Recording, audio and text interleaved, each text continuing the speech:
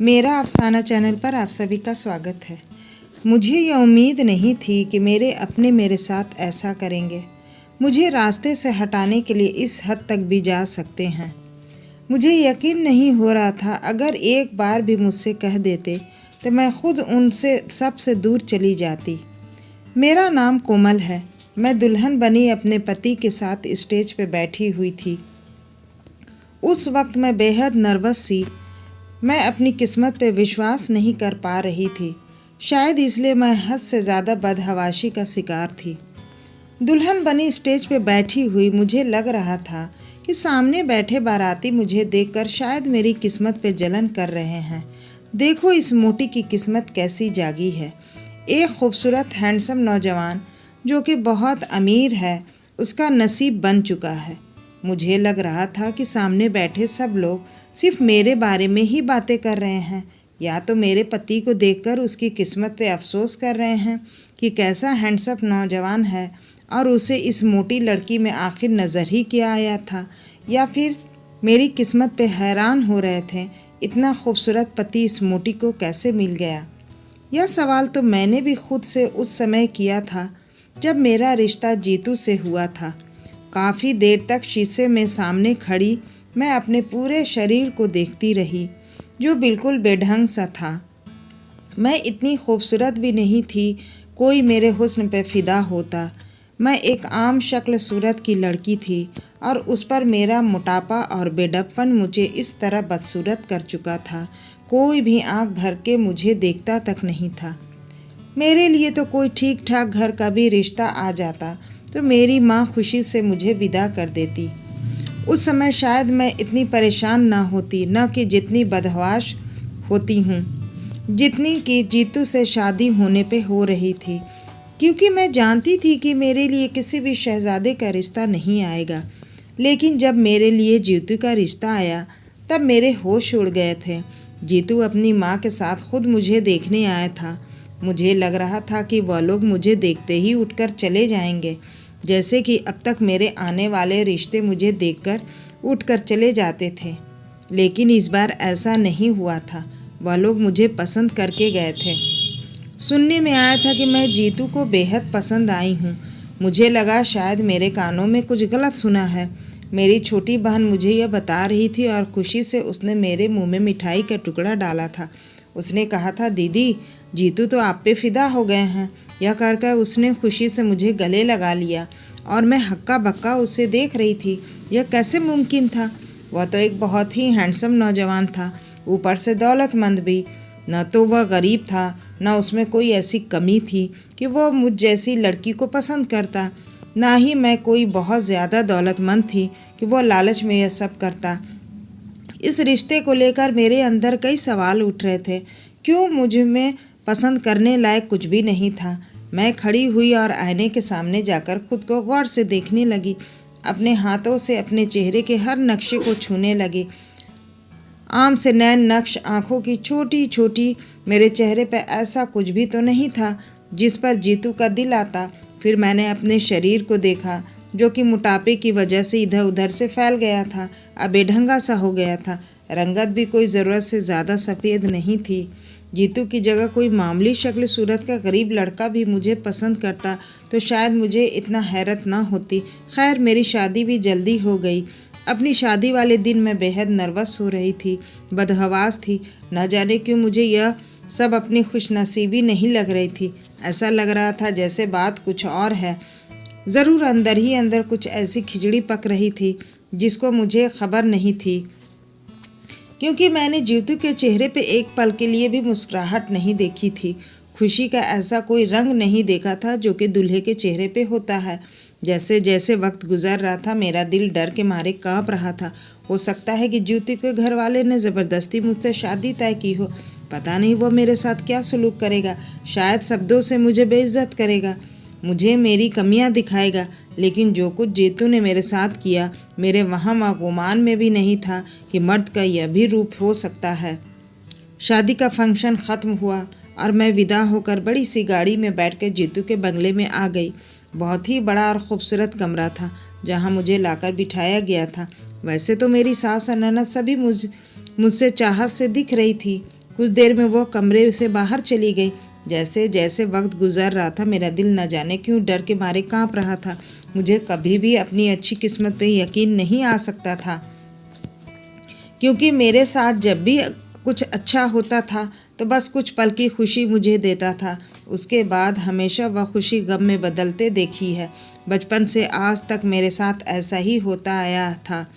हम 3 बहनें थीं और मैं अपनी बहनों में सबसे बड़ी थी, लेकिन मेरे लिए आने वाले रिश्ते मेरी छोटी बहन को पसंद कर जाते और अपनी माँ की बातें मुझे सुननी पड़ती। अभी मैं उन्हीं उलझनों का शिकार थी, तभी मेरे कमरे का दरवाज़ा खुला। जीतू मेरे कमरे में दाखिल हुआ। उसके साथ हाथ में दूध का गिलास था जो उसने टेबल पे रख दिया। मैं कुछ सिमट कर बैठ गई थी। नज़रें मेरी भी झुकी हुई थी। उस समय मेरे दिल में कोई भी जज्बा नहीं था। मैं नहीं जानती थी कि जीतू का व्यवहार मेरे साथ कैसा होगा। जीतू मेरे पास आकर बैठ गया, मुझे मुंह दिखाई की अंगूठी पहनाई। उसका व्यवहार वैसा ही था जैसा कि एक नवेले पति का होता है। मुझसे इधर उधर की बातें करने लगा, मेरी तारीफ भी की, मेरे हाथ की मेहंदी भी देखी। अब मैं थोड़ा थोड़ा रिलैक्स होने लगी थी। फिर उसने मुझे दूध का गिलास थमा दिया, कहने लगा, इसे पी लो।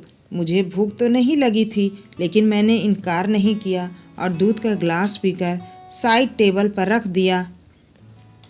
कुछ बातों के बाद मैंने अपने कपड़े बदल लिए। जैसे ही मैं बेड पर आई मेरी आंखें नींद से बंद होने लगी। मुझ पर तेज़ नींद सवार होने लगी थी।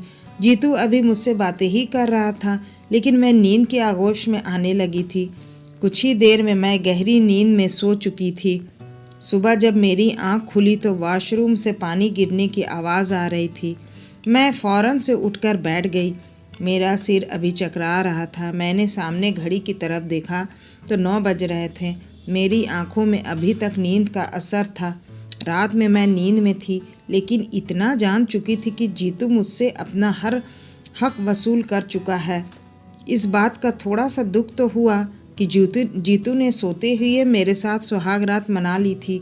अगर मैं थकावट की वजह से गहरी नींद में सो गई थी तो जीतू को कम से कम सब्र रखना चाहिए था, लेकिन वो इतना बेसब्र था कि उसने सोते में ही सब कुछ कर लिया था। फिर मैंने खुद को समझा लिया, भाई वो मर्द है, उसके भी कुछ जज्बात थे। शादी की पहली रात कोई अपने जज्बातों पे कैसे काबू पा सकता है। गलती मेरी ही थी जो मैंने इस कदर बेखबर होकर सो गई थी। लेकिन जैसे ही मैंने अपने बिखरे बालों को समेटना चाहा तो अपने हाथों पर नाखूनों की खरोच देखकर मैं हैरत में डूब गई। ऐसी ही खरोच मेरे पूरे शरीर पे मौजूद थी। जैसे रात को मेरे साथ बड़ी बेदर्दी की गई। मेरे हाथ में पहनी चूड़ियाँ टूट कर मेरे हाथों को ज़ख्मी कर चुकी थी। मैंने उठते ही कोशिश की तो मेरा पूरा शरीर दर्द से चूर था। समझ नहीं पा रही थी कि मेरे साथ शादी के नाम पर यह दरिंदगी क्यों की गई। मैं अभी इसी सोच में डूबी थी, तभी वॉशरूम का दरवाज़ा खुला। सामने जीतू तौलिया से अपने बाल सुखाते हुए बाहर आ रहा था। मुझे देखकर उसने तौलिया मेरे ऊपर फेंक दिया, कहने लगा, जल्दी से तैयार होकर बाहर आओ और यह तौलिया वॉशरूम में जाकर फैला देना। मुझे अपने काम करने की बिल्कुल भी आदत नहीं है, इसलिए मेरे काम आज से तुम ही संभालना शुरू कर दो। जीतू के बाद करने का अंदाज बहुत ही रूखा सा था। जीतू के बदले तेवर देखकर मैं सहम कर रह गई। रात को उसका रवैया मेरे साथ बहुत अच्छा था। उसके बाद मैं ऐसी नींद में गई जैसे किसी ने नशा दिया हो, और अब अपना ही शरीर मुझे ज़ख्मी नज़र आ रहा था। मैं बड़ी मुश्किल से उठकर वॉशरूम तक गई थी। तैयार होकर जब मैं नीचे उतरी तो मुझे अपना एक एक कदम चलना मुश्किल लग रहा था। नीचे सीढ़ियाँ उतरते ही हॉल में ही डाइनिंग टेबल पर रखा हुआ था, जिस पर नाश्ता सजा हुआ था। मैं नीचे उतरी, अपनी सास के पैर छूकर उनसे आशीर्वाद लिया और जीतू के बराबर में बैठ गई। अभी मैं नाश्ता कर ही रही थी जब एक मोटा सा आदमी, जो कि 6 फीट लंबा और उतना ही मोटा भी था, बड़े आराम से आकर मेरे साथ बैठ गया। उसे इस तरह अचानक से अपने बराबर बैठता देखकर मैं बौखला कर रह गई। वह मुझे देखकर अजीब अंदाज में मुस्कुरा रहा था, अजीब नज़रों से देख रहा था। मेरी सास ने मुझसे कहा, यह जीतू का छोटा भाई है। फिर वह कहने लगी, यह थोड़ा सा बावला है, आधा पागल सा। यह सुनकर तो मेरा दिल धक से रह गया। उसकी हरकतें भी कुछ ऐसी ही थी, बार बार मुझे देख रहा था, अजीब अंदाज में हंस रहा था। फिर एक नौकर आया और उसके सामने 10 पराठे पूरा बॉल भरकर सब्जी रख दी। उसने अपनी तरफ रखा और उसी में खाने लगा। यह देखकर मैं हैरत से उसे देख रही थी। वह एक पराठे के बस 4 निवाले बनाता और खाता जा रहा था। पूरी सब्जी उसके कपड़ों पे गिर रही थी, लेकिन वो ऐसे खा रहा था जैसे कि उसने कभी खाना देखा ही ना हो। मैं मुश्किल से चाय का एक कप पिया और उठकर खड़ी हो गई, लेकिन मुझे हैरत का बड़ा ज़ोर का झटका लगा जब उस पागल आदमी ने मेरा हाथ पकड़ के मुझे दोबारा से कुर्सी पे बिठा दिया। मेरे अंदर से तो जैसे जान ही निकल गई। मुझे वैसे पागल लोगों से बहुत डर लगता था। वह कहने लगा, मेरे पास ही बैठी रहोगी? जल्दी से मुझे पानी दो, मुझे मिर्ची लग रही है। मैंने जल्दी से अपना हाथ उसके हाथ से छुड़ाया। मुझे उस पागल से डर लगने लगा था। मेरी सास यह देखकर हंसने लगी। कहने लगी, देवर की बात का इनकार मत करना, यह बहुत ज़िद्दी है। अगर कोई इसकी किसी बात पर मना कर दे तो यह जुनूनी सा हो जाता है। हम भी उसके किसी काम को मना नहीं करते। मैंने जीतू की तरफ देखा, जो ऐसी लापरवाही से नाश्ता कर रहा था जैसे उसका मुझसे कोई संबंध ही ना हो। मैंने पानी का जग लिया और गिलास में पानी डालने लगी। अभी मैं पानी डाल ही रही थी कि उसने जग मेरे हाथ से छीना और जैसे ही जग मुंह को लगाकर पीने लगा। उसके खाने पीने का अंदाज बिल्कुल जंगली जैसा था। वो जग से पानी पी रहा था और पानी उसके मुंह से बह के उसके कपड़ों को भिगो रहा था। उसे देखकर ही मुझे घिन आ रही थी। रात को जीतू मुझे फिर दूध का गिलास थमाने लगा। कहने लगा, यह पी लो। मैंने वह दूध का गिलास पकड़कर साइड पे रख दिया। मैंने कहा, इस दूध में क्या चीज़ है? मेरी बात सुनकर वह एकदम से चौंक गया। कहने लगा, क्या मतलब? दूध है और क्या? मैंने कहा, कल इसे पीने से गहरी नींद आ गई थी। मैं चाह कर भी कल जाग नहीं पाई। मेरी बात सुनकर वह मुस्कुराने लगा और बोला, या तो तुम्हें पता होगा कि तुम कितनी रातों से जाग रही थी, जो कल तुम लेटते ही सो गई। खैर, यह मेरी माँ ने दिया है।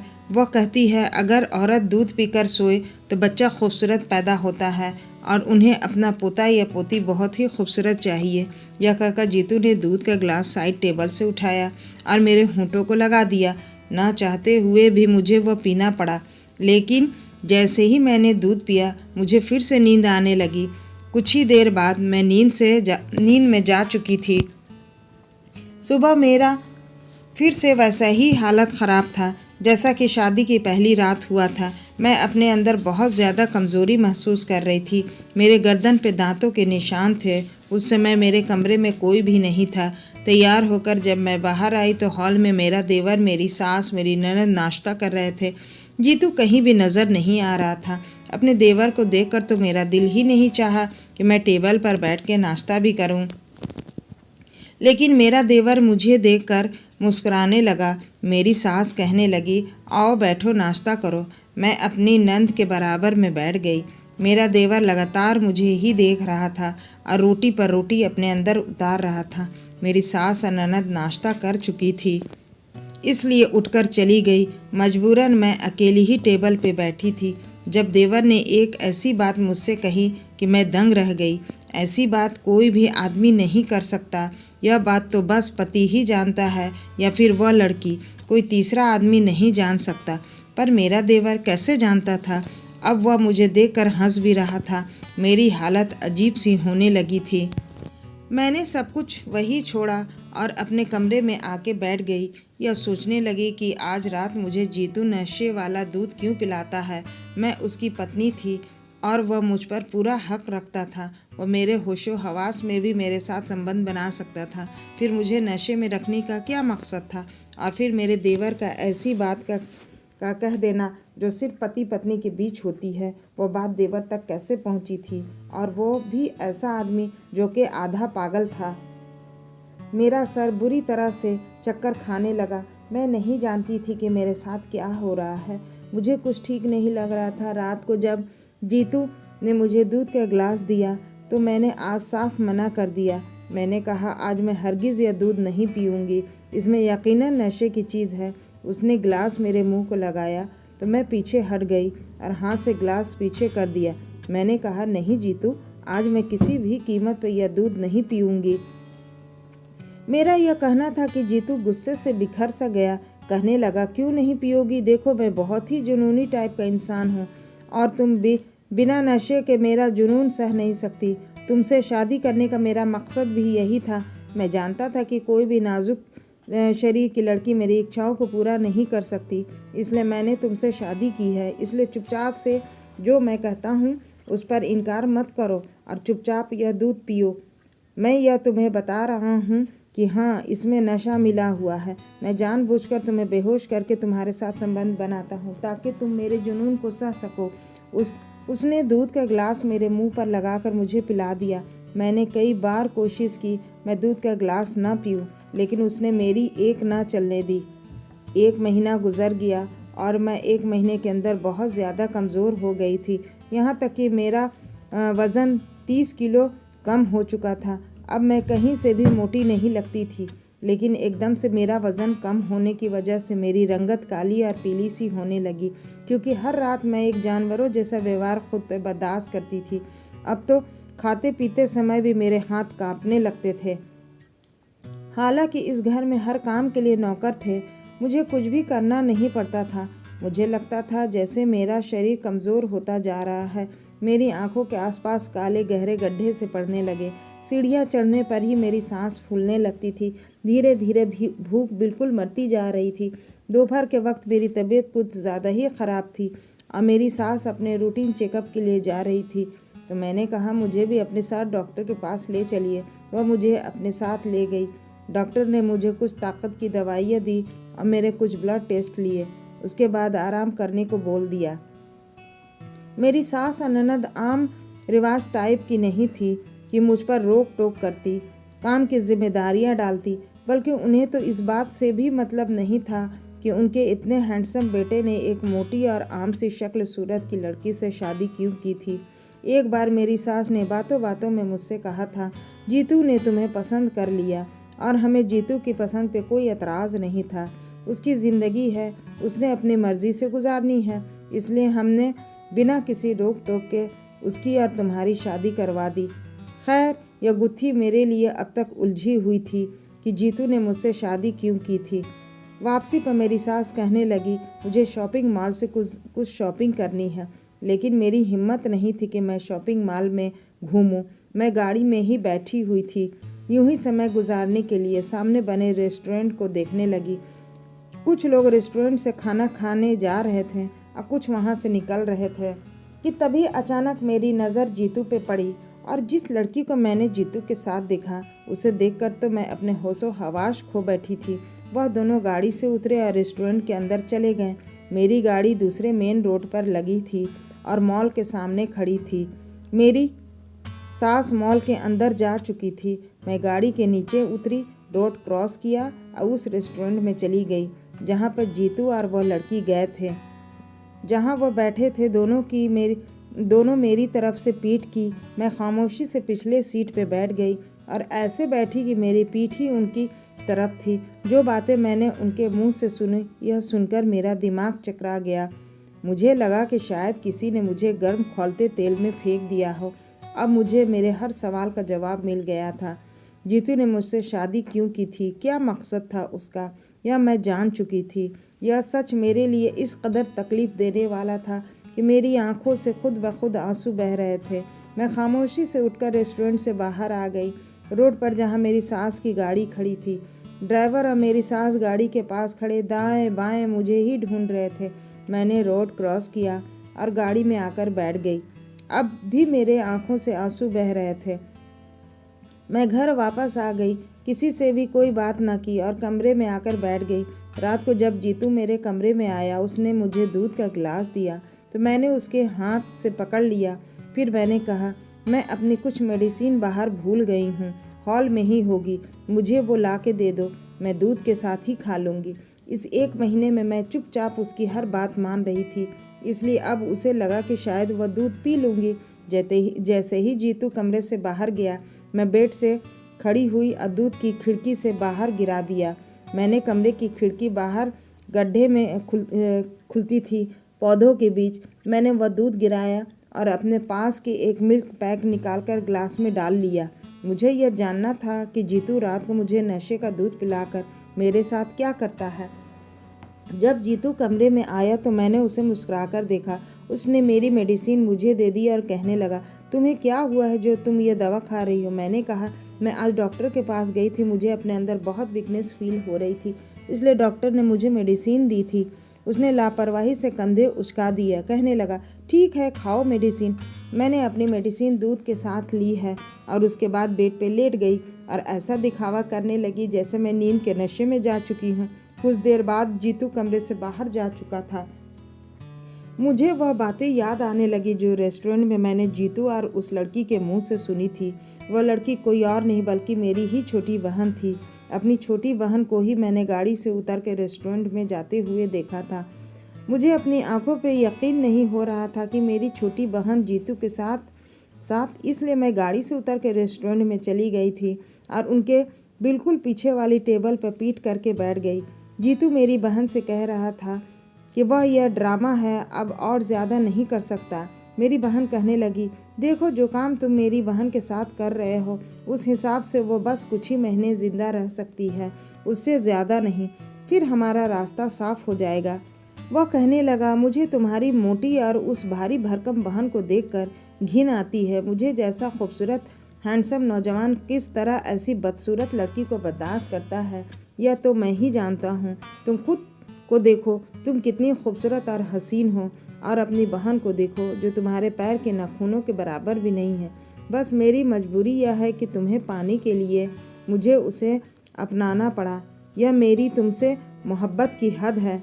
मेरी बहन मुस्कुराने लगी, कहने लगी, मैं जानती थी कि मेरी माँ कभी भी मेरी बड़ी बहन को छोड़कर मेरी शादी नहीं करेगी, क्योंकि उसे छोड़कर माँ 2 बहनों की शादी कर चुकी है और अब माँ ने पक्का इरादा कर लिया था कि जब इस मोटी की शादी होगी तभी मेरी शादी होगी, और फिर तुम मुझसे उम्र में 10 साल बड़े भी थे। मेरी माँ तो साफ मना कर देती, और फिर मैं जितनी खूबसूरत और हसीन हूँ मेरे लिए रिश्तों की कमी भी नहीं थी। इसलिए मैंने सोचा, चलो मेरी बहन वैसे तो किसी काम की नहीं है, अगर वह मेरे काम यूँ आ सकती है तो क्या नुकसान है। कुछ ही महीनों में वह मर जाएगी और फिर तुम अपना रिश्ता मेरे लिए भेज देना। माँ फिर इस रिश्ते के लिए मना नहीं करेगी, क्योंकि तुम उनके देखे भाले हो गए हो, और मैं भी जिद करके माँ को मना ही लूँगी। मैं अपनी बहन की बातें सुनकर हैरान थी। उसने मुझे अपनी शादी के लिए इस्तेमाल किया था। मैं बेड पर आंखें बंद करके लेटी हुई थी, ऐसा दिखावा कर रही थी कि जैसे मैं सो गई हूँ कि तभी कमरे का दरवाज़ा खुला। जो मेरे कमरे में दाखिल हुआ उसे देखकर मैं एकदम से उठकर बैठ गई। वो मेरा देवर था, 6 फीट लंबा चौड़ा आधा पागल इंसान। उसने कमरे का दरवाज़ा बंद किया और मुस्कुराते हुए मेरे पास आने लगा। मैं फ़ौरन से खड़ी हो गई। मैंने कहा, तुम मेरे कमरे में क्या कर रहे हो? मेरे पूछने पर वह कहने लगा, रोज़ मेरा भाई मुझे ही तो तुम्हारे कमरे में भेजता है, कहता है जाओ ऐश करो। मैंने कहा, निकलो मेरे कमरे से बाहर, लेकिन वह बाहर जाने के बजाय मेरे पास आने लगा। क्यों बाहर जाऊं? तुम तो मेरे भाई ने भेजा है और रोज़ मैं तुम्हारे पास आता हूँ, तो आज बाहर क्यों जाऊँ? तुम्हारे साथ रहकर मुझे बहुत मज़ा आता है। मैं खुद ही कमरे से बाहर जाने लगी तो वह मेरे सामने खड़ा हो गया, कहने लगा, तुम मेरे कमरे से बाहर नहीं जा सकती। मैंने कहा, अगर तुम पीछे नहीं हटे तो मैं शोर मचा दूंगी। मेरा यह कहना था कि उसने मेरे मुंह पर हाथ रखा और मुझे धकेल कर बेड पर ले गया, और इस 1 महीने में इस कदर कमज़ोर हो चुकी थी कि अपने बचाव के लिए हाथ पैर भी नहीं चला सकी। रात भर उस इंसान ने मेरे साथ जो किया मैं रोती रही, लेकिन उस इंसान के अंदर तो जैसे कोई जंगली जानवर था। सुबह होते ही वो मेरे कमरे से बाहर निकल गया। मेरा दिल चाहा कि मैं खुद को ख़त्म कर लूं। अगर मेरी बहन भी तो यही चाहती थी कि मैं मर जाऊं। अपने फ़ायदे के लिए उसने मेरी ज़िंदगी नरक बना दी थी, मुझे बर्बाद कर दिया था। मैं यही सोच रही थी कि तभी मेरे मोबाइल पर बेल बजने लगी। जब मैंने फ़ोन उठाया तो मेरे डॉक्टर का फ़ोन था। कहने लगी, तुम्हारी रिपोर्ट आ चुकी है, तुम्हें स्लो पॉइज़न दिया जा रहा है जो तुम्हारे शरीर में फैलने लगा है। अगर उसका इलाज नहीं करवाए तो तुम मर सकती हो। मर तो मैं गई थी। मेरी छोटी बहन, जिसे मैं मासूम सी गुड़िया समझती थी, उसने कितना भयानक खेल खेला मेरे साथ। वह एक बार मुझसे कह देती उसे जीतू से शादी करनी है तो मैं खुद अपनी माँ से कहकर जीतू की ओर से उसकी शादी करवा देती। हम 4 बहनें थीं, चारों बहनों में मैं बड़ी थी और मेरी दोनों बहनों की शादी हो चुकी थी। नैना सबसे छोटी थी और उसने यह कैसी भयानक चाल मेरे साथ चली। मुझे एक बार बता देती तो मैं उसकी भी शादी करवा देती। मेरे अंदर तो वैसे भी शादी करने का कोई अरमान ही नहीं बचा था। मैं अपनी माँ के साथ अपनी ज़िंदगी काट लेती, लेकिन नैना ने जो किया उससे मेरे रिश्ते में भरोसा ही उठ गया था। मैंने अपना सामान पैक किया और खामोशी से एक एनजीओ के यहाँ चली गई और लोगों की सेवा करना अपने जीने का मकसद बना लिया। मैं नहीं जानती थी कि मेरी बहन ने जीतू से शादी की या नहीं, लोग मेरे बारे में क्या सोचते होंगे, मगर मैं सोचती थी जो पाप और जिल्लत की ज़िंदगी मैं वहाँ गुजार रही थी वो अब और नहीं गुजार सकती थी। अगर मैं सच्चाई सबको बता भी देती तो कोई फ़ायदा नहीं था। यहाँ पर सच सुनना कोई भी नहीं चाहता। वो मुझे अपनी ज़िंदगी से दूर करना चाहती थी, मेरी जान लेना चाहती थी। मैंने खुद ही उसका रास्ता साफ कर दिया, क्योंकि आज भी मेरे दिल में मेरी बहन के लिए मोहब्बत बाकी थी। मैंने उसे अपनी गोद में खिला के बड़ा किया था, लेकिन मुझे अपनी प्रार्थना पूरी होने के कम ही असर नज़र आते हैं, क्योंकि जो इंसान दूसरों के साथ बुरा करता है भगवान भी उसके साथ बुरा ही करता है। कैसे कह सकते हैं कि जीतू, जिसे आदमी औरत की इज्जत करना नहीं आता, जिसने अपनी पत्नी को अपने भाई के हवाले कर दिया, उसके अंदर की गैरत नहीं जागी, वह नैना को खुश कर रख सकता है, ज़िंदगी भर उसका साथ निभा सकता है? नहीं, शायद ऐसा नहीं हो सकता, लेकिन मैं दुआ करती हूँ कि जीतू उसका साथ दे और उसके साथ ज़िंदगी बिताए। तो दोस्तों, आपको ये आज की कहानी कैसी लगी हमें कमेंट बॉक्स में ज़रूर बताइए। आप मेरे चैनल पर नए हैं तो मेरे चैनल को सब्सक्राइब कर लीजिए। कहानी पढ़ने और सुनने के लिए आप सभी का दिल से बहुत बहुत धन्यवाद।